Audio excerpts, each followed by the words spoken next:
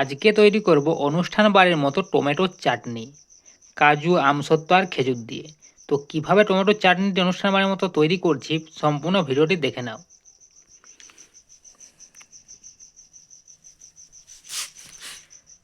তো প্রথমে কি কি উপকরণ নিয়েছি দেখে নাও। তো এখানে নিয়েছি খেজুর। তো খেজুরটিকে আমি বীজটি বের করে কেটে নিয়েছি ছোট ছোট করে। এখানে কিচমিচ নিয়েছি, আমসত্ত্ব, আর এখানে আছে কাজু, আর এই যে টমেটোটা কেটে নিয়েছি। তো এরপর এগুলি দিয়ে আমি তৈরি করছি অনুষ্ঠান বাড়ির মতো টমেটোর চাটনি। তো চলো ভিডিওটি শুরু করা যাক। প্রথমে কড়াইয়ে সরষের তেল দিয়ে দিচ্ছি।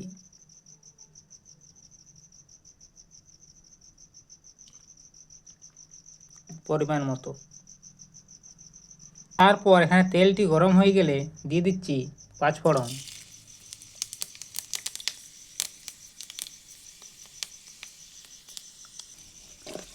পাঁচফোড়নটি ভাজা হয়ে গেলে এরপর দিয়ে দিচ্ছি কেটে রাখা টমেটো।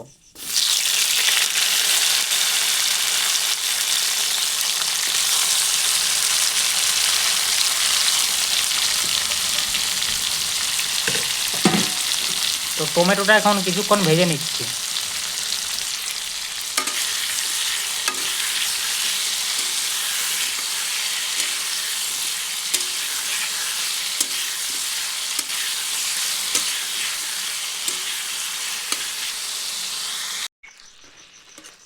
তো এই যে দেখছো টমেটোগুলো কিছুক্ষণ ভেজে নিয়েছি।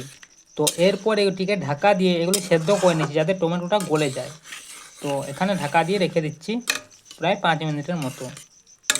এখানে পরিমাণ মতো লবণ দিয়ে দিলাম, এরপর ঢাকা দিয়ে রেখে দিচ্ছি। তো 5 মিনিট এটি ঢাকা দিয়ে সেদ্ধ করার পর দেখছো টমেটোগুলো প্রায় গলে গেছে। তো এরপর এখানে দিয়ে দিচ্ছি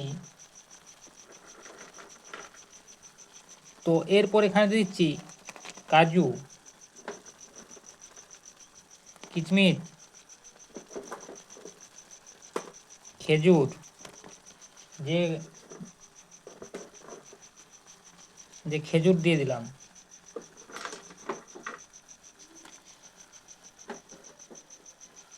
আর আমসত্ত্ব যেগুলি কেটে রেখেছিলাম সেগুলি। তো এগুলি সব দিয়ে এরপর একবার মিশিয়ে নেব।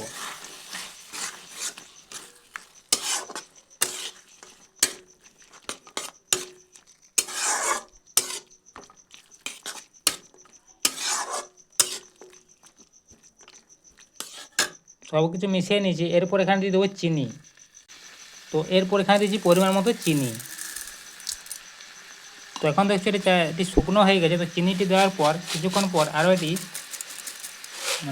ঠিকঠাক হয়ে যাবে। তো এরপর এটিকে মেশাতে থাকবো যাতে চিনিটি এখানে গলে যায়।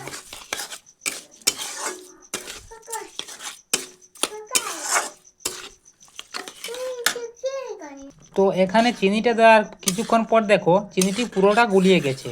তো এরপর এখানে দিয়ে দিচ্ছি একটি লেবুর রস, একটু পরিমাণ মতো এখানে আমি দিয়ে দিলাম একটু লেবুর রস।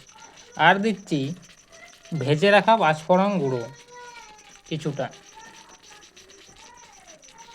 তো এরপরে সব কিছু ভালো করে মিশিয়ে নিচ্ছি।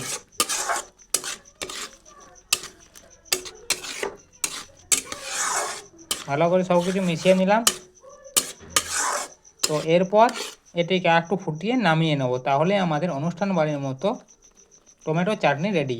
কাজু, কিশমিশ আর আমসত্ত্ব, খেজুর দিয়ে তৈরি। তো এরপর এটিকে নামিয়ে নিচ্ছি, এখানে রেডি হয়ে গেছে।